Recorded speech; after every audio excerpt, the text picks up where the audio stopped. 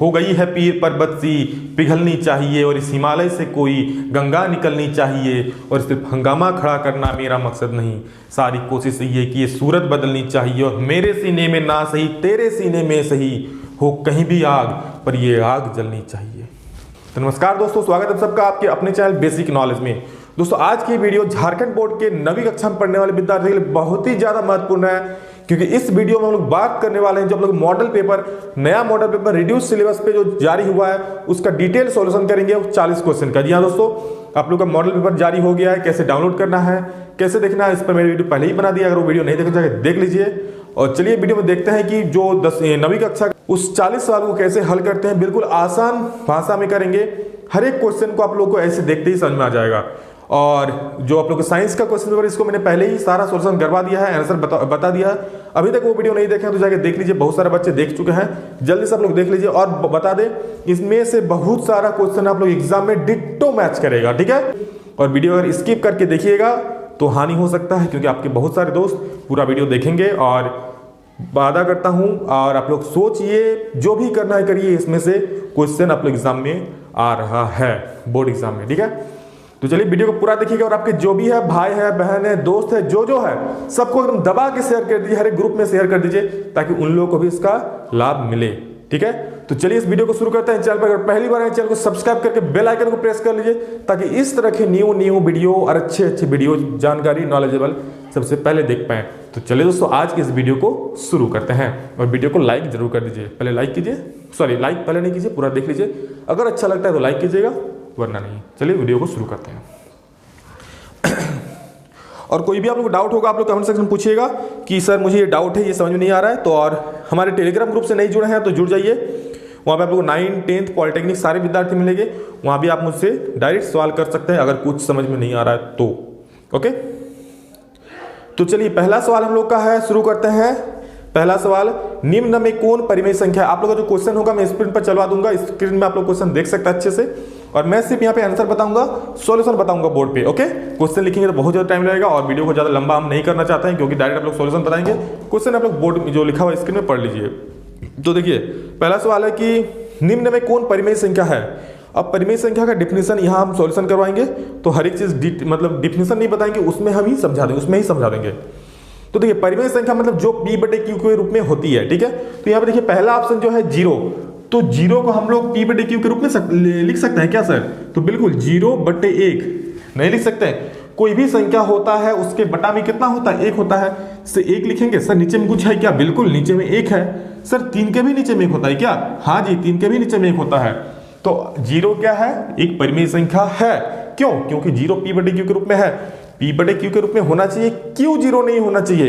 यहाँ पे Q0 थोड़ी ना है, ये तो हम लोग का 1 है, तो 0/1 के रूप में लिख सकते हैं, तो हो ये परिमेय संख्या है। और इसमें और भी ऑप्शन है, उसके बारे में थोड़ा हम बात कर लेते हैं। जैसे आप लोग का सेकंड ऑप्शन है, सर √2 क्यों नहीं है। तो और एक चीज याद रखिए, देखिए किसी का अगर वर्गमूल पूरी नहीं निकल पाता है तो वो परिमेय संख्या नहीं होता है, ठीक है। क्योंकि जिसका वर्गमूल पूरी नहीं होता है, अगर उसको वर्गमूल से निकालिएगा तो पॉइंट में आएगा, ठीक है। और पॉइंट में जब आएगा तो उसका हम लोग P/Q के रूप में नहीं निकाल पाएंगे, क्योंकि पॉइंट उसका अनवसानी अनावर्ती होता है। तो जिसको इसको अनवसानी अनावर्ती के बारे में पता है वो लोग ज्यादा समझेंगे डिटेल में, मतलब इसका दशमलव प्रस्ताव कभी रुकता नहीं है, ओके। और पाई तो सब जानते ही हैं, उसका 3.14 समथिंग इन्फिनिट तक आते रहता है, इसलिए वो परिमेय संख्या नहीं होगा। और इनमें से कोई नॉन नहीं होगा, तो 0 इसका करेक्ट आंसर। चलिए अगला सवाल देखते हैं हम लोग जल्दी से। क्या अगला सवाल, इनमें से कौन परिमेय संख्या 3 और 4 के बीच में स्थित है। यहाँ 2 संख्या दे दिया, उसके बीच में परिमेय संख्या निकालने बोला है। तो ध्यान से, जब भी 2 संख्या के बीच में परिमेय संख्या निकालने बोलेगा तो आप लोग सिर्फ इतना करना है, 2 संख्याओं को जोड़िए और 2 से भाग दे दीजिए। सर कौन सा संख्या दिया है, तो 3 और 4 दिया है ना, तो एक का ऑप्शन तो 0 हो गया, दूसरा में 3 और 4 दिया है, तो दोनों को जोड़ेंगे, 3 + 4 भागा में कितना, 2 से भाग दे, कोई भी संख्या रहे। यहाँ 3 और 4 दिया है, 4 और 3 7/2 इज द राइट आंसर। तो देख लीजिए कौन सा ऑप्शन है, तो ऑप्शन 2 में आपका 7/2 है, तो 2 का 2 नंबर सही है, ओके। तो नेक्स्ट सवाल देखते हैं, निम्न में अपरिमेय संख्या कौन है। परिमेय का तो सर बात कर लिया, अब अपरिमेय संख्या आ गया। देखिए क्या है कि अपरिमेय संख्या कौन है। पहला ऑप्शन में 3 है, दूसरा में 1/3 है, तीसरा में √4 है, और चौथा में 5 है। तो आप लोग तो आंसर अभी बोल दिए, पहला क्वेश्चन में इसका आंसर हो गया कि पाई एक अपरिमेय संख्या है, तो इसका राइट आंसर क्या हो जाएगा, पाई एक अपरिमेय संख्या है। अब देखिए और एक थोड़ा समझ लीजिए, देखिए हर एक क्वेश्चन को इस तरह से करवाएंगे ना कि उससे अगर कुछ और सवाल पूछा जाता है तो भी आप लोग का बन जाएगा। पाई का वैल्यू कितना होता है, 22/7 होता है एगो, और एगो होता है 3.14 समथिंग समथिंग समथिंग। तो जो समथिंग समथिंग समथिंग वाला होता है ना वो नथिंग होता है। आई मीन नथिंग मतलब वो कभी नहीं होता है, वो आप लोग का परिमेय संख्या नहीं होता, वो अपरिमेय होता है। और जो 22/7 सर ये P/Q रूप में है 22/7 तो परिमेय संख्या होगा। तो 22/7 एक परिमेय संख्या है, पर अगर पाई का मान 3.14 समथिंग समथिंग जितना आता है वो लिखा हुआ है तो वो परिमेय संख्या नहीं है। ओके, और बाकी इसमें जो सवाल है आप लोग का वो तो आप लोग का 3 तो परिमेय संख्या है P/Q रूप में, ये भी लिख सकते हैं 1/3 तो है ही। सर √4 है तो क्या हुआ, √4 का वर्गमूल नहीं निकाल सकते हैं, 4 का वर्गमूल 2 होता है, पूरा पूरी वर्गमूल निकल गया। जिसका भैया पूरा पूरी वर्गमूल नहीं निकलता है, पूरा पूरी करने का अर्थ क्या है, √5 का निकाल पाइएगा, निकालिए तो दशमलव में बहुत कितना आ जाएगा, तो वो नहीं। जिसका पूरा पूरी निकल जाता है वो परिमेय संख्या होता है, जिसका नहीं निकलता है वो परिमेय संख्या नहीं होता है। जैसे √10 का नहीं निकलता है, √11 का नहीं निकलता है, √19 का, बहुत सारा संख्या नहीं निकलता है। जैसे √4 का निकल जाएगा, 9 का निकल जाएगा, तो सारा परिमेय संख्या हो जाएगा। ठीक है, तो अगला सवाल देखते हैं। अगला सवाल क्या है, पाई क्या है, अभी हो गया पाई अपरिमेय संख्या है भैया, तो इसका ऑप्शन क्या आंसर सही हो जाएगा, पाई का आप लोग का सेकंड ऑप्शन बिल्कुल 100% परम सत्य उत्तर है। तो पाई का सेकंड सही है। 36/100 5 नंबर क्वेश्चन देखिए, 36/100 का दशमलव प्रसार कैसा है, ऐसा क्वेश्चन है कि कितना नंबर, 5 नंबर यहाँ दिया है 36/100, ये कैसा दशमलव प्रसार है। तो इसका जब हम लोग भाग देंगे, जब आप लोग भाग दीजिएगा 100 को 36 से, तो ये कितना आ जाएगा 0.36। डायरेक्ट सीखना है तो देख लीजिए 2 0 है, इधर से 2 गिन के पॉइंट लगा दीजिए, 1 2 मतलब यहाँ पॉइंट हो जाएगा।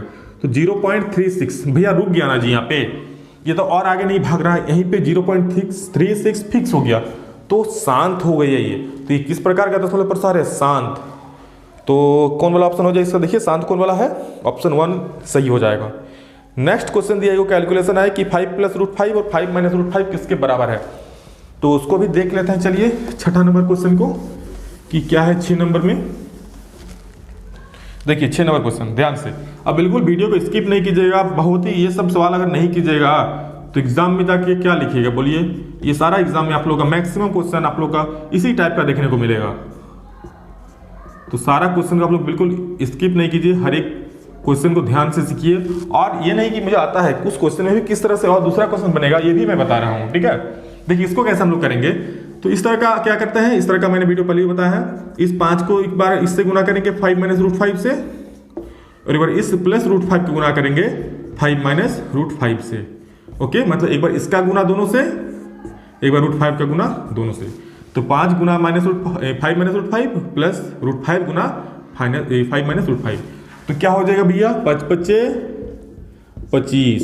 असल 5 × √5 क्या होगा, तो 5 ये सिंगल है अकेला और √5 रूट में है, तो ये गुना नहीं होगा, ये जैसा है वैसा ही लिख देंगे 5 √5, माइनस तो माइनस 5 √5, उसके बाद प्लस है तो प्लस दे दिए, यहाँ क्या है 5 √5 हो जाएगा, तो 5 √5 हो गया, प्लस माइनस है माइनस। √5 × √5 क्या होता है, तो ध्यान रखिए √5 × √5 √25 होगा, क्योंकि दोनों रूट में है तो गुना हो जाएगा।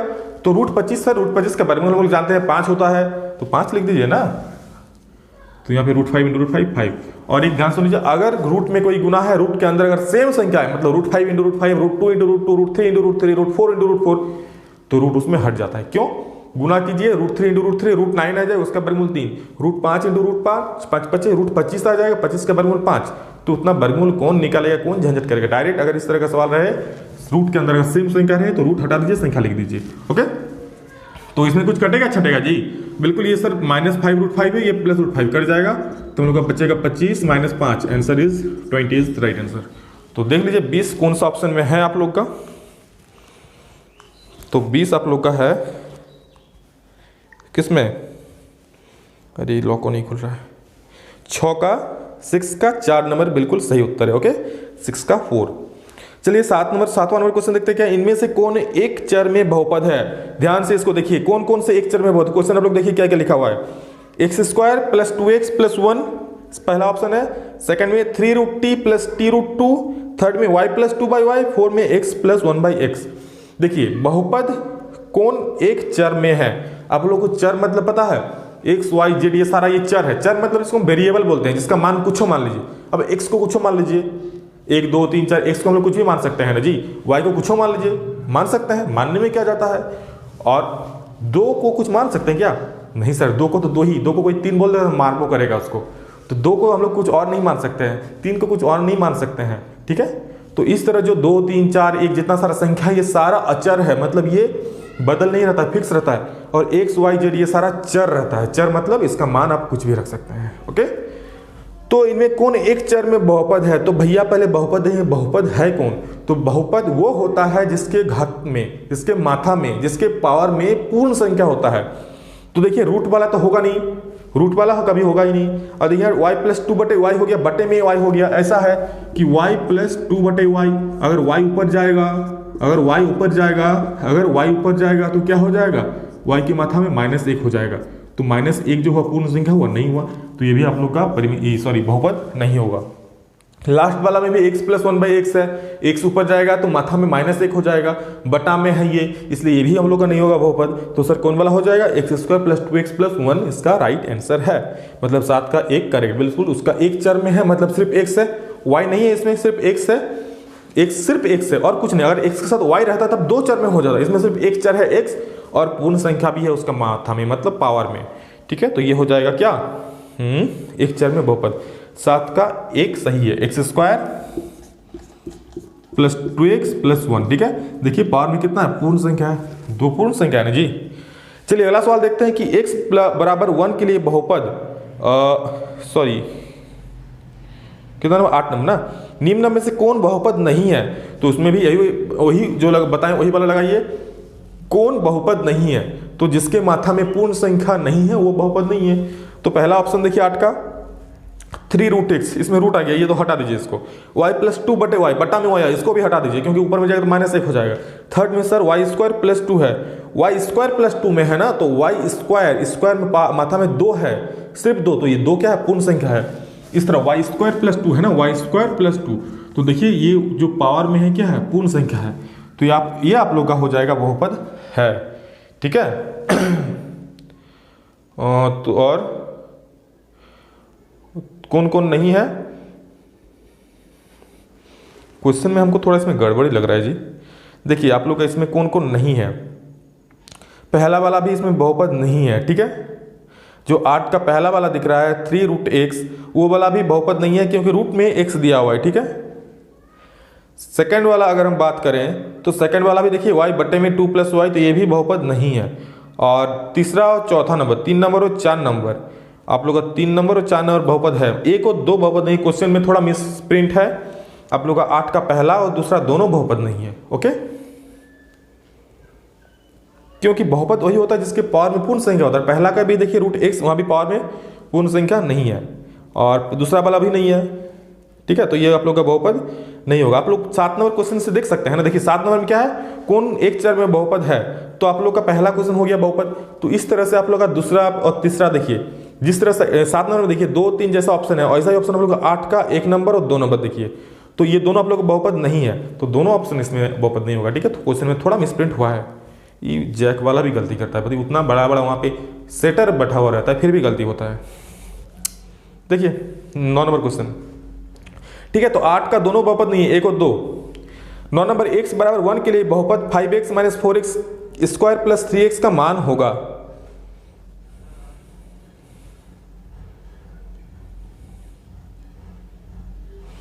तो इसको हम लोग बनाते हैं, चलिए इसको थोड़ा मिटा देते हैं। और बिल्कुल इस क्वेश्चन को सब लोग वीडियो के साथ साथ उतारिए, साथ साथ बनाइए और घर में रिवाइज भी कीजिए, ठीक है, तभी अच्छा होगा। रिवाइज कर लीजिए क्योंकि इसी टाइप का क्वेश्चन एग्जाम में आने वाला है। तो इस टाइप का जितना क्वेश्चन है एक भी क्वेश्चन छूटना नहीं चाहिए, समझ गया ना। x बराबर 1 के लिए बहुपद 5x माइनस 4x क्यूब बराबर प्लस 3 का मान क्या होगा। आप लोग का बोल रहा है कि x बराबर 1 दिया हुआ है, तो बताइए कि आप लोग का 5x minus 4x square plus 3 का मान कितना होगा। तो देखिए इस तरह का जो क्वेश्चन रहेगा ना, उसमें हम लोग क्या करेंगे, x का खाली वैल्यू पुट कर दीजिए, इसको हम लोग px मान सकते हैं, ठीक है। तो उतना झंझट मत करिए, डायरेक्ट x का वैल्यू बैठाइए।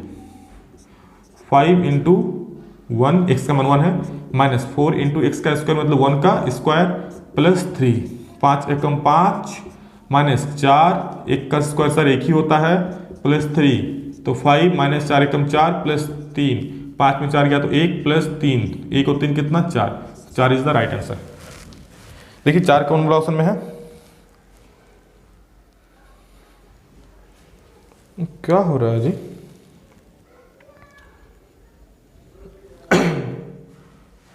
x बराबर 5, 1 के लिए बहुपद 5x minus 4x square plus 3 का मान होगा।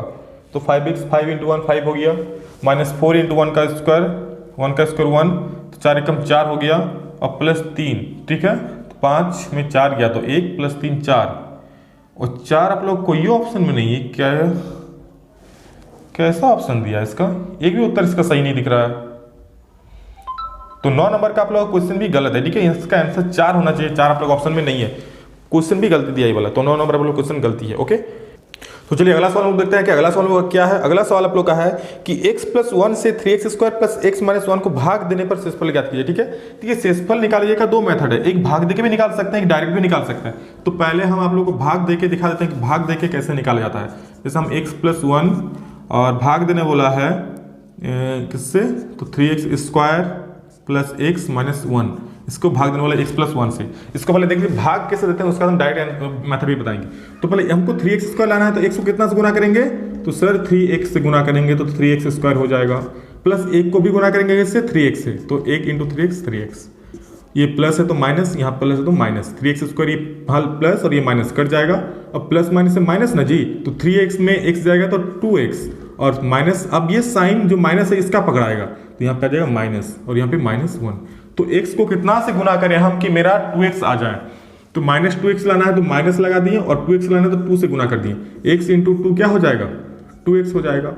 अब किससे, प्लस 1 को भी -2 से गुना करें, प्लस माइनस से माइनस, 2 एकम 2, तो यहाँ हो जाएगा प्लस, यहाँ भी प्लस, ये कट जाएगा 2x और माइनस प्लस से माइनस, 2 में 1 गया तो 1, तो इसका शेषफल क्या आ गया जी, इसका शेषफल आ गया हम लोग का 1 हम लोग का हो गया शेषफल।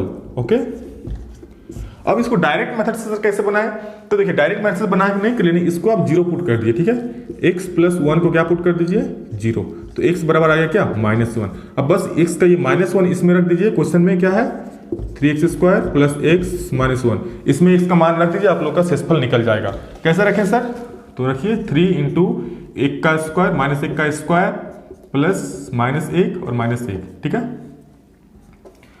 तो 3 इंटू -1 का स्क्वायर 1 ही होता है, प्लस माइनस से -1 हो जाएगा और -1, 3 एकम 3, माइनस माइनस क्या हो जाएगा प्लस, और तो किस लिए क्या -2 हो जाएगा, 3 में 2 जाएगा तो 1। देखिए इसमें भी हम लोग का आंसर 1 और इसमें भी 1, तो बिल्कुल सही आंसर है। तो आपको जो मेथड अच्छा लगे, भाग देना आप लोगों को जरूरी नहीं है, डायरेक्ट इससे भी निकाल सकते हैं, क्योंकि ऑब्जेक्टिव क्वेश्चन है इसलिए इससे डायरेक्ट बनाएंगे जल्दी आंसर आता है, ठीक है। अगर भाग देने बोलता है एग्जाम सब्जेक्टिव होता तब ऐसा बनाना पड़ता। ओके, तो दोनों मेथड सीख लीजिए, दोनों काम आ जाएगा, आप लोग भाग भी आना चाहिए बिल्कुल। चलिए अगला क्वेश्चन देखते हैं हम लोग। अगला क्वेश्चन क्या है कि 12x square minus 7x plus 1 का गुणनखंड है, 12x square plus 7x minus 1 का गुणनखंड है।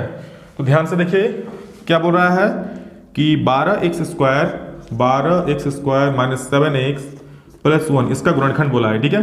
तो देखिए इसको कैसे निकालेंगे हम लोग।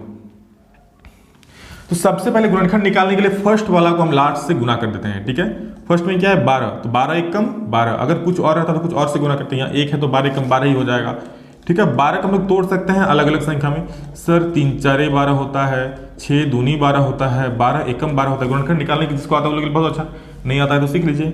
12x स्क्वायर हो गया, अब इसको तोड़ना है, ठीक है। 7x को इस तरह से तोड़ना है कि जोड़ या घटाव करने पर 7x आ जाए और गुना करने पर क्या आ जाए 12। ध्यान सुनिए, जोड़ या घटाव करने पर यहाँ क्या आ जाए 7x और गुना करने पर 12। तो देखिए किसको जोड़ या घटाव करने पर मेरा 7 आ जाएगा, इसमें आएगा, जोड़ घटाव करने पर 7 नहीं आएगा, 6 2 8 घटाव करेंगे तो 4 नहीं आएगा, 12a और 1 13 जोड़ेंगे तो घटाव करेंगे तो 11 नहीं आएगा, इसमें मेरा जोड़ेंगे तो आ जाएगा, ठीक है। लेकिन साइन क्या होना चाहिए सर माइनस, तो माइनस लगा देंगे यहाँ पे, ठीक है। तो -3x और -4x जोड़िए 7x हो जाए, गुना कीजिए 3 4 12 हो जाएगा, ठीक है।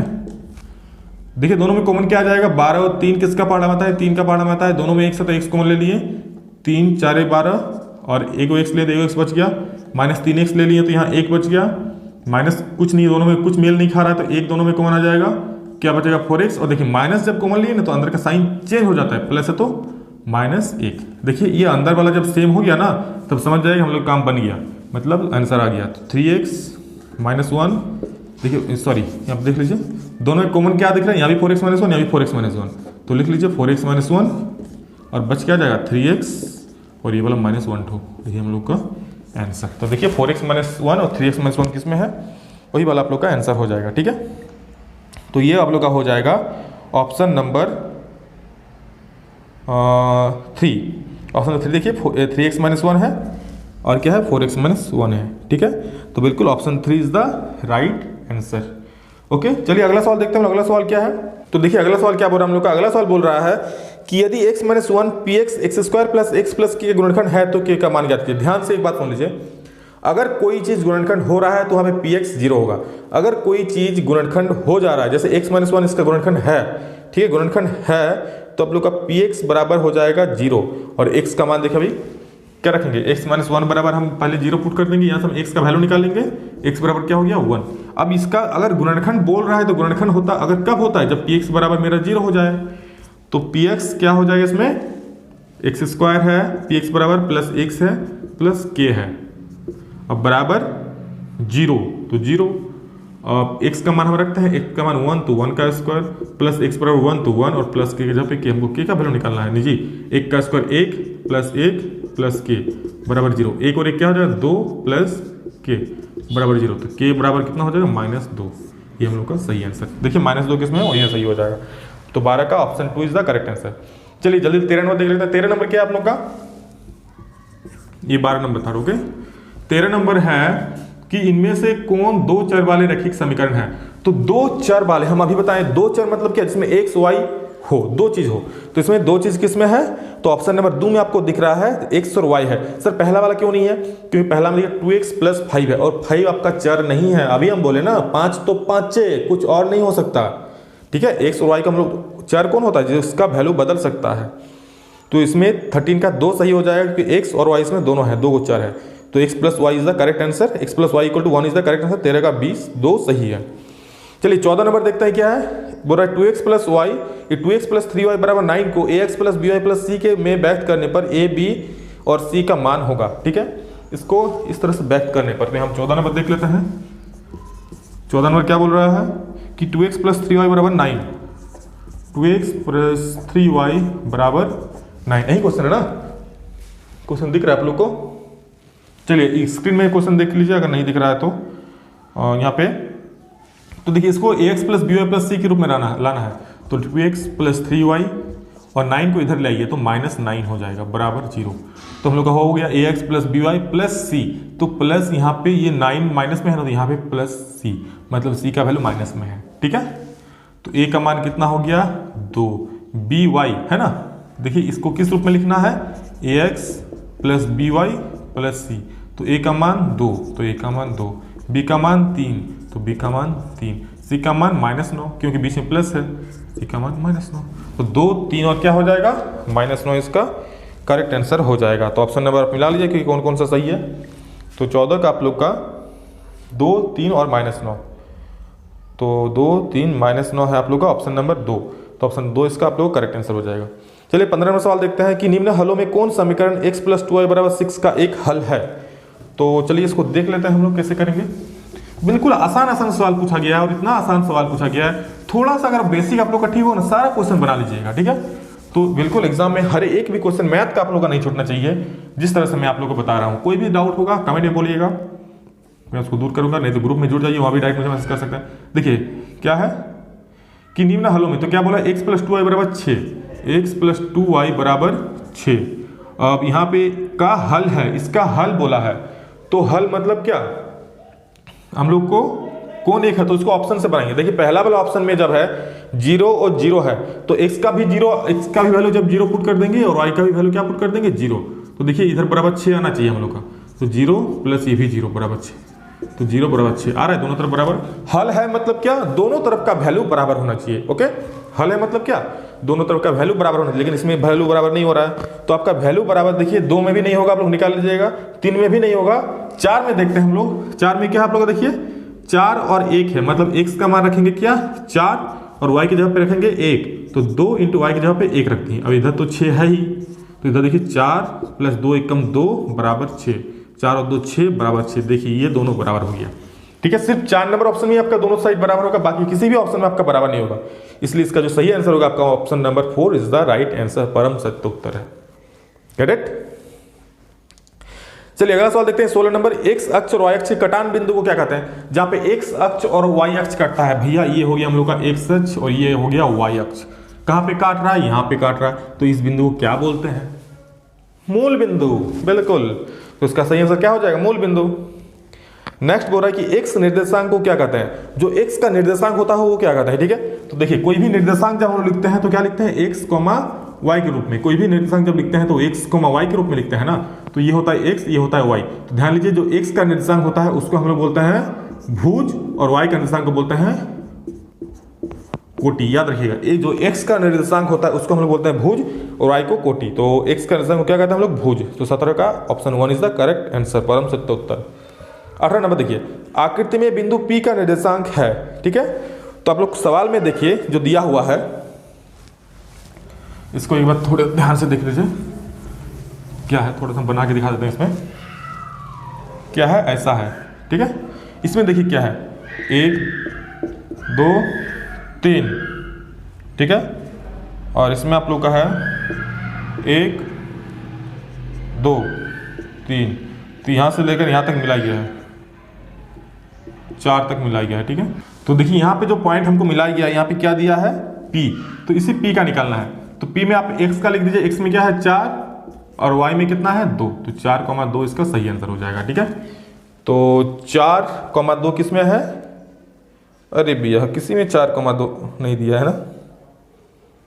क्वेश्चन कितना क्वेश्चन गलत बनाए वाली मॉडल पेपर निकालते हैं जैक वाले, इतना गलती करते हैं। क्या सीखा बच्चा? तो कॉन्फिडेंस ही ऐसे मर जाएगा कि इतना बच्चा बनाएगा आंसर ही नहीं मिलेगा। पर सर वही बच्चा मॉडल पेपर का वो थोड़ी बोलेगा ये गलती है, ये सरकार द्वारा जैक द्वारा जारी किया गया है, तो खुद को बोलेगा ना गलती, आंसर ही नहीं मिला पाएगा बच्चा, इसी में परेशान रहेगा। तो जैक को ऐसा नहीं करना चाहिए था। इसमें आंसर और ऐसा 3 क्वेश्चन हो गया जिसमें आंसर आपका मैच नहीं हो रहा है, ये गलत बात है। तो चलिए इसका 4,2 सही उत्तर है। ठीक है, चलिए अगला सवाल देखते हैं कि 2 भिन्न रेखाओं में कितने बिंदु उभयनिष्ठ हो सकते हैं? 2 अगर भिन्न रेखा, अलग अलग रेखा है तो कितना उभयनिष्ठ बिंदु हो सकता है? 2 रेखा को आप कैसे भी दीजिए, उभयनिष्ठ बिंदु कितना? 1 रेखा 2 रेखा, कितना उभयनिष्ठ बिंदु? उभयनिष्ठ बिंदु जहां पे कॉमन पॉइंट, एक कॉमन पॉइंट हो रहा है, कहीं भी ऐसे निकालिए 2 रेखा तो भी एक कॉमन पॉइंट, 2 रेखा को प्रतिच्छेद करवाइए तो भी ये वाला कॉमन पॉइंट आ रहा है। ठीक है, 2 भिन्न भिन्न रेखा बोल रहा है। ठीक है, एक के ऊपर एक नहीं बोल रहा, भिन्न भिन्न रेखा है, तो उसका एक आपका सही उत्तर हो जाएगा। ठीक है, उसका एक उभयनिष्ठ बिंदु, उभयनिष्ठ मतलब कॉमन, जो दोनों का कॉमन पॉइंट हो। तो देखिए दोनों का कॉमन पॉइंट एक ही को हो रहा है ना, तो इसका एक सही आंसर हो जाएगा। नेक्स्ट सवाल देखते हैं कि 54 डिग्री का पूरक कोण क्या है? तो पूरक कोण मतलब जब 2 कोण मिलाकर 90 डिग्री होता है तो उसे हमें बोलते हैं पूरक कोण। ओके, जब 2 कोण मिलाकर 90 डिग्री होता है उसे हम लोग पूरक कोण बोलते हैं। तो एक कोण 54 डिग्री है तो दूसरा क्या होगा? दोनों का योग कितना होना चाहिए? 90 डिग्री। ठीक है, तो मान लीजिए कोण A प्लस कोण B बराबर 90 डिग्री। 2 कोण, जिसमें एक कोण मान लीजिए 54 डिग्री दे दिया है, तो दूसरा निकलना है कोण B निकलना है, तो 90, तो कोण B बराबर कितना हो जाएगा? 90 माइनस 54 डिग्री। इसको घटाव कीजिए, कितना आ जाए? 10 में 4 गया 6, और ये उधार लिया 8 में 5 गया 3, तो 36 डिग्री इसका सही उत्तर हो जाएगा। ठीक है,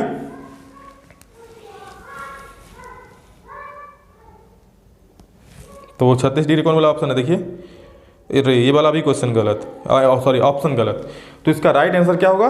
36 डिग्री होगा। ठीक है, तो इसका राइट आंसर 36 होगा। ऑप्शन आपका गलत है, बहुत ऑप्शन गलत दिया है जी इसमें। बोल रहा 68 डिग्री का संपूरक कोण क्या? अब देखिए संपूरक कोण मतलब क्या होता है सर?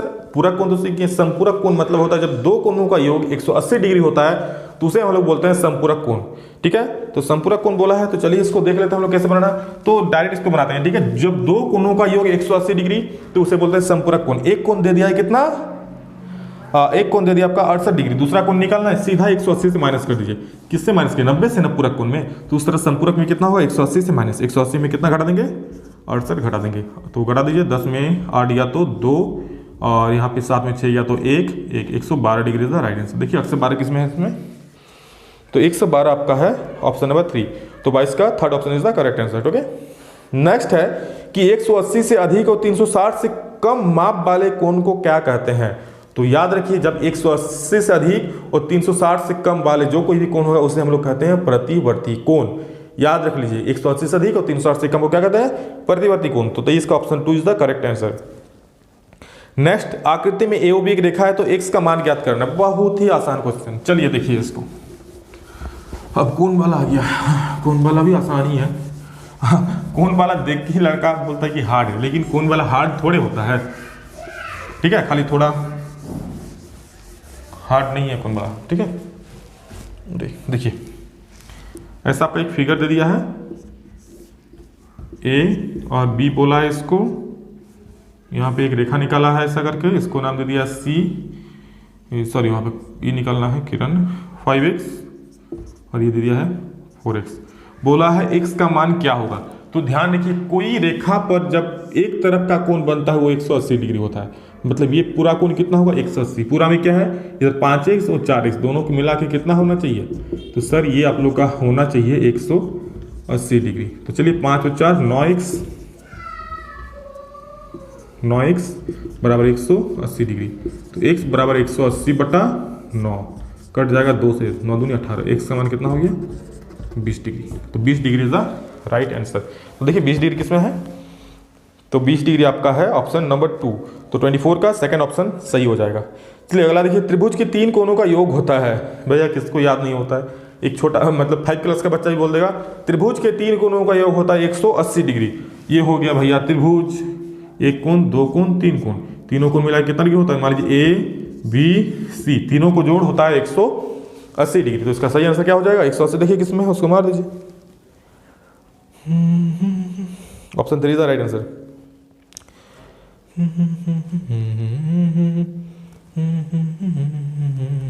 देखिए 26 नंबर, 2 सर्वांगसम आकृति होते हैं। सर्वांगसम मतलब सर्व अंग समान, सर्वांगसम मतलब सर्व अंग समान, मतलब सारा चीज बराबर होगा। अगर मैं जैसा हूं, अगर मेरा कोई सर्वांगसम होगा तो मेरा डिट्टो, मेरा जितना बड़ा हाथ है उतना बड़ा हाथ, जितना बड़ा माथा है उतना, मतलब फेस टू फेस मिल जाएगा, वो हो जाएगा सर्वांगसम, ठीक है। तो 2 त्रिभुज, अगर 2 समबाहु त्रिभुज सभी का भुजा समान है तो भी आप लोग की सर्वांगसम आकृति हो जाएगा। मतलब क्या होना चाहिए, सर्वांगसम में क्या होता है, सब कुछ बराबर होता है। तो बोला है सर्वांगसम आकृति होते हैं समान, ठीक है। तो 26 का option 1 is the correct answer. 27 में बोला त्रिभुज में निम्नलिखित में कौन त्रिभुजों की सर्वांगसमता कसौटी है, कौन वाला है। तो देखिए सर्वांगसमता कसौटी क्या क्या होता है, SAS होता है, ASA होता है, SSS होता है, ठीक है। और आप लोग का तो इसमें देखिए क्या क्या है, RHS होता है। तो इसमें कौन वाला नहीं है सर, तो इसमें आप लोग का देखिए पहला ऑप्शन भी ASS नहीं होता है, SSA नहीं होता है, AAA भी सर्वांगसमता कसौटी नहीं होता है, हाँ SAS सर्वांगसमता कसौटी है। तो 27 का जो ऑप्शन नंबर 4 आपका सर्वांगसमता कसौटी है। 4-5 जो सर्वांगसमता कसौटी होता है उसमें से कोई एक जरूर पूछेगा, ठीक है। तो SAS है, SAS होता है, ASA होता है, SSS होता है और एगो AAS होता है, ठीक है। हाँ और एगो RHS राइट हाइपोटेनस साइट वाला। चलिए एक बहुत ही अच्छा सवाल आया है और ऐसा क्वेश्चन एक एग्जाम में आपका फिक्स है कि आएगा, ठीक है। और इसमें मैक्सिमम क्वेश्चन ही आप लोग एग्जाम में इस टाइप का क्वेश्चन देखने को मिलेगा, कुछ क्वेश्चन डायरेक्ट भी भिड़ जाएगा, ठीक है।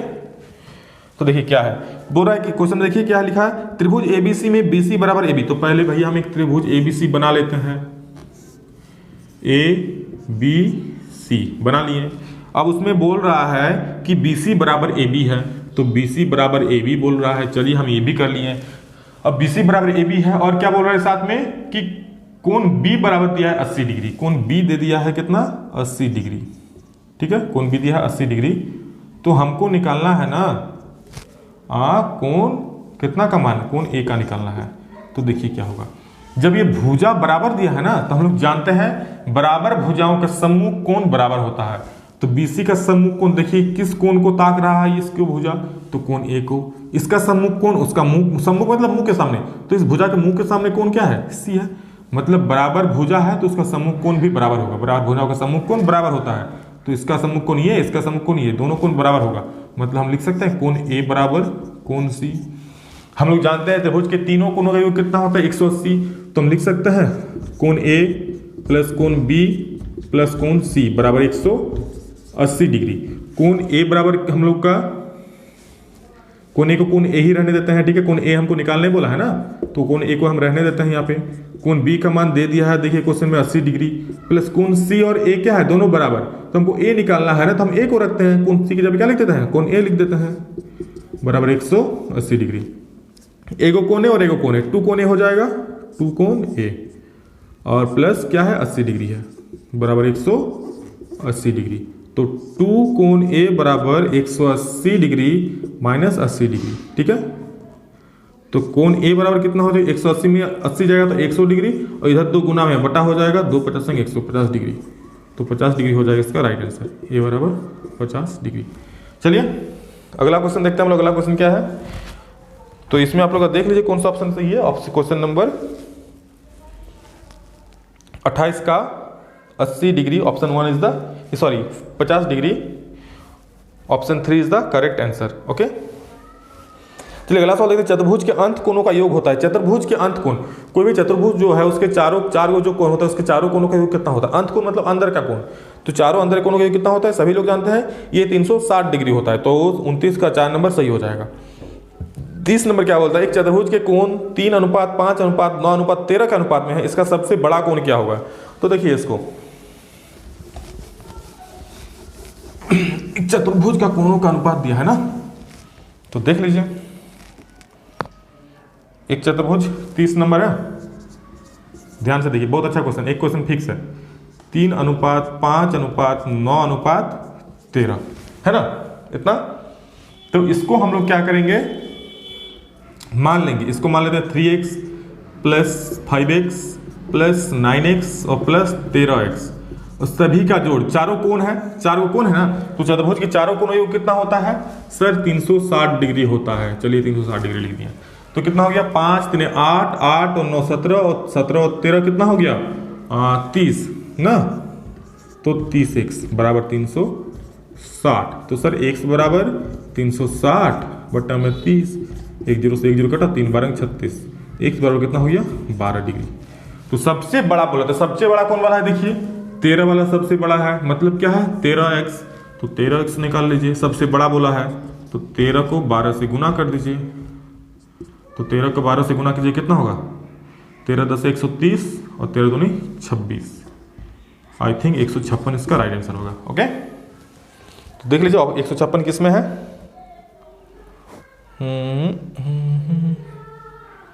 156 डिग्री किस में है, ऑप्शन नंबर 4, तो आपका 30 का ऑप्शन नंबर 4 सही हो जाए। 31 नंबर, वृत्त की सबसे बड़ी जीवा वृत्त का होता है। वृत्त हो गया ये, उसका सबसे बड़ा जीवा कहाँ पे होता है, तो जो केंद्र से पास होता है वो ना सबसे बड़ा होगा, जो बीचों बीच में पार होगा वो सबसे बड़ा होगा, और इसी को तो हम लोग बोलते हैं वृत्त का व्यास। बिल्कुल, तो वृत्त का सबसे बड़ा जीवा क्या कहलाएगा, वृत्त का व्यास कहलाएगा, ठीक है। चलिए अगला क्वेश्चन क्या है, अर्धवृत्त का कोण होता है। अर्धवृत्त का कोण कैसा होता है, ये वाला देखिए, ऐसा, ये वृत्त है, ये अर्धवृत्त हो गया, मान लीजिए बीचों से बीच काटेगा तो अर्धवृत्त हो गया। अब अर्धवृत्त का कोण, कोई भी कोण बनाएंगे तो कैसा बनेगा, तो यहाँ पे आप लोगों का 90 डिग्री बन जाएगा, ठीक है। कहीं पे भी बनाइए, ठीक है, अर्धवृत्त का कोण कहीं पे भी बनाइए वो आपका समकोण बनेगा 90 डिग्री। यहाँ बनाना है, यहाँ बनाइए, कहीं भी बनाइए अर्धवृत्त का कोण, मतलब वृत्त का व्यास को लेकर कोई कोण बनाते हैं तो वो बनता है समकोण। तो अर्धवृत्त का कोण कैसा होता है, समकोण होता है। अगला सवाल है कि त्रिभुज की भुजाएं 40 मीटर 24 मीटर और 32 मीटर है, तो इस त्रिभुज का परिमाप क्या होगा। तो देखिए त्रिभुज का परिमाप, किसी का भी जब परिमाप निकालने बोलता है मतलब उसके सब भुजाओं को जोड़ देता है। तो त्रिभुज का 3 को भुजा दिया है ना, सभी को जोड़ दीजिए, ठीक है। तो त्रिभुज का परिमाप देखिए, पहला भुजा मान लीजिए आपका दिया है 34 नंबर ना, सॉरी 33 नंबर, तो मान लीजिए a बराबर दिया है 40 मीटर, b बराबर दिया है 24 मीटर और c बराबर दिया है 32 मीटर। सभी का त्रिभुज का परिमाप बोला है तो हम लिखते हैं त्रिभुज का परिमाप, त्रिभुज का परिमाप, ठीक है।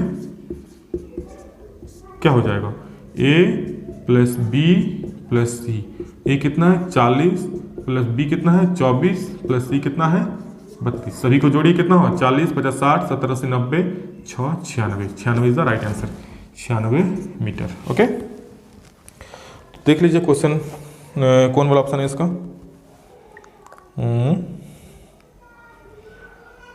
96, 33 का option number 2 is the correct answer. Okay, 34 number चले थे। 34 नंबर भी कुछ ऐसा ही है। 34 नंबर हम लोग देख लेते हैं। 34 नंबर में क्या है, तो 34 नंबर को ध्यान से आप लोग देखिएगा।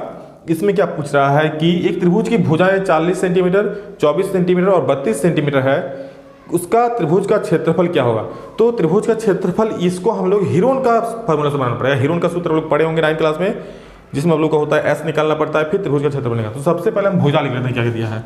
तो आपका ए दिया है कितना, तो भैया जी ए आपका दिया हुआ है कितना 40 सेंटीमीटर, बी बराबर दिया हुआ है 24 सेंटीमीटर और सी बराबर दिया है 32 सेंटीमीटर। चलिए यही तक हम लोग का काम था, अब इसको बना लेते हैं। तो त्रिभुज का क्षेत्रफल निकालने के लिए पहले हमको उसका अर्ध परिमाप निकालना पड़ता है, यानी कि पहले एस निकालना पड़ता है। तो पहले हम क्या निकालेंगे, एस निकाल लेंगे। एस देखिए कैसे निकालेंगे, तो हम लोग जानते हैं सर एस बराबर होता है ए प्लस बी प्लस सी बटा में 2। ए कितना है सर 40 है, बी कितना है 24 है, सी कितना है 32 है। सभी को जोड़ के बटा में 2 लिख दीजिए। ठीक है, सभी को जोड़ लीजिए। कितना देखिए 2 × 6 हो गया, 3 2 5 और 4 9, 96 हो गया बटा में 2। तो काट दीजिए, ये 48 से कट जाएगा। ठीक है, तो हो गया 48। अर्ध परिमाप कितना हो गया 48 सेंटीमीटर। अब हमको निकालना है त्रिभुज का क्षेत्रफल। तो हम लिखते हैं त्रिभुज का क्षेत्रफल। त्रिभुज का क्षेत्रफल क्या होगा, एक फॉर्मूला होता है हीरोन का, ध्यान रखिएगा, फॉर्मूला को कभी मत भूलिए। क्या होता है, √s into S minus A into S minus B into S minus C. ठीक है, अब देखिए एस हम लोग क्या है, तो सर एस 48 है, तो हम 48 लिख दिए।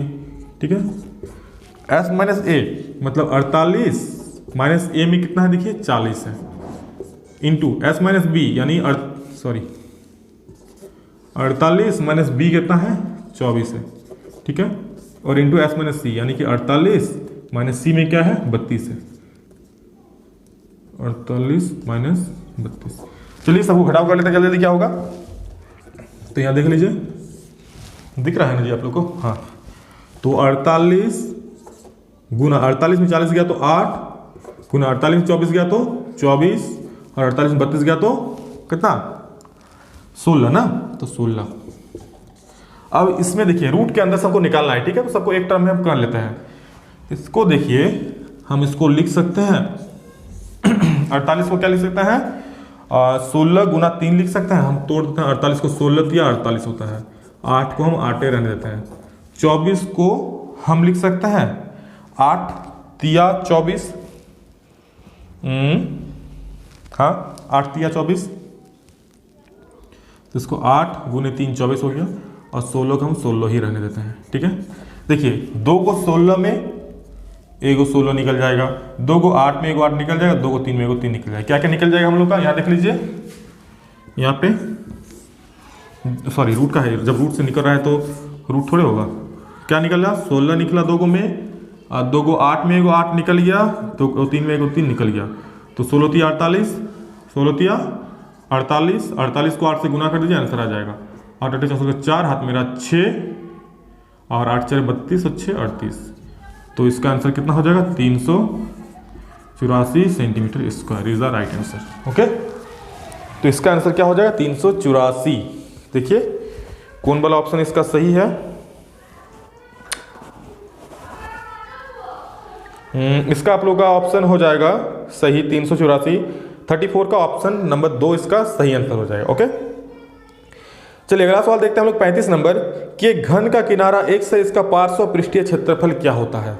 तो घन का किनारा दे दिया है x, तो घन का हम लोग जानते हैं कि घन का पार्श्व पृष्ठीय क्षेत्रफल क्या होता है 4a²। ओके, याद रखिए घन का होता है पार्श्व पृष्ठीय क्षेत्रफल बराबर 4a²।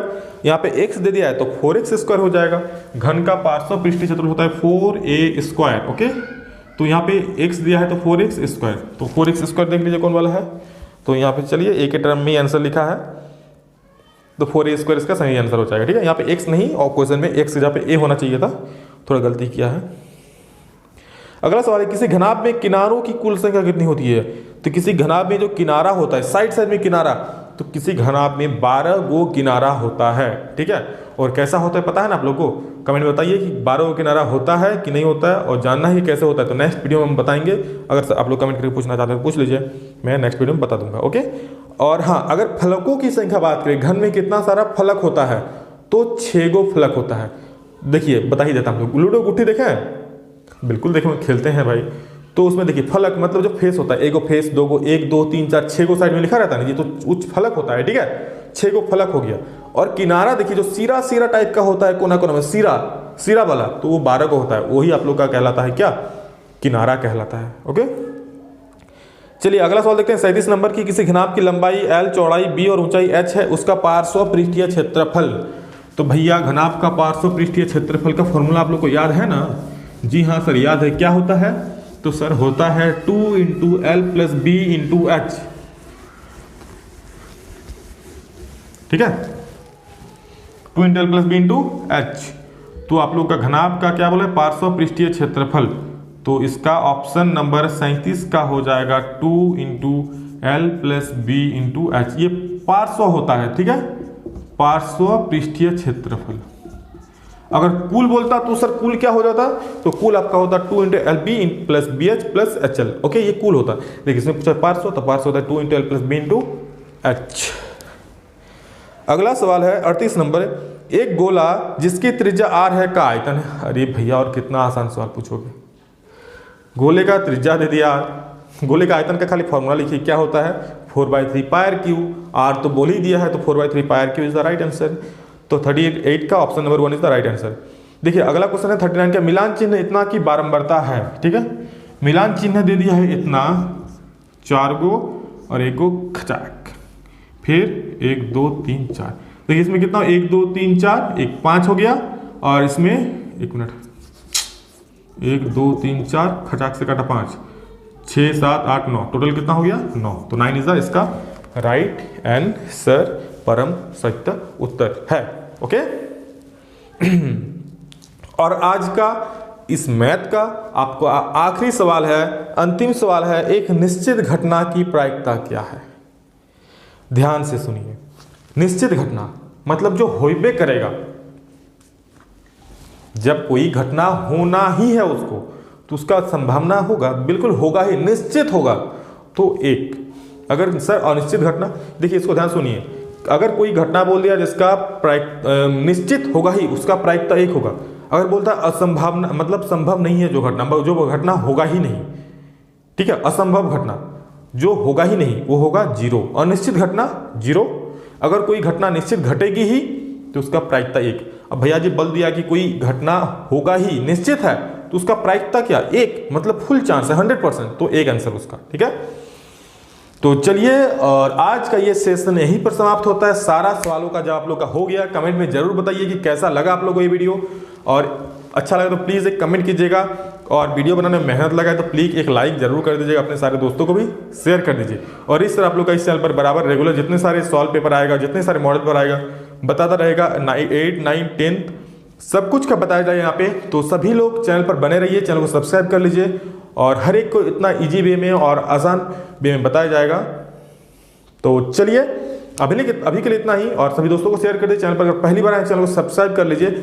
बेल आइकन में जो घंटा है सब्सक्राइब वाला, उसको क्लिक कर दीजिए। बगल में जो घंटा है उसको भी प्रेस कर दीजिए, और इसके बाद जो भी मैं वीडियो अपलोड करूंगा आप लोगों के पास पहुंच जाएगा। तो अभी के लिए दोस्तों इतना ही। नेक्स्ट वीडियो में ज़्यादा आप लोग से मिलते हैं, तब तक के लिए जय हिंद, वंदे मातरम।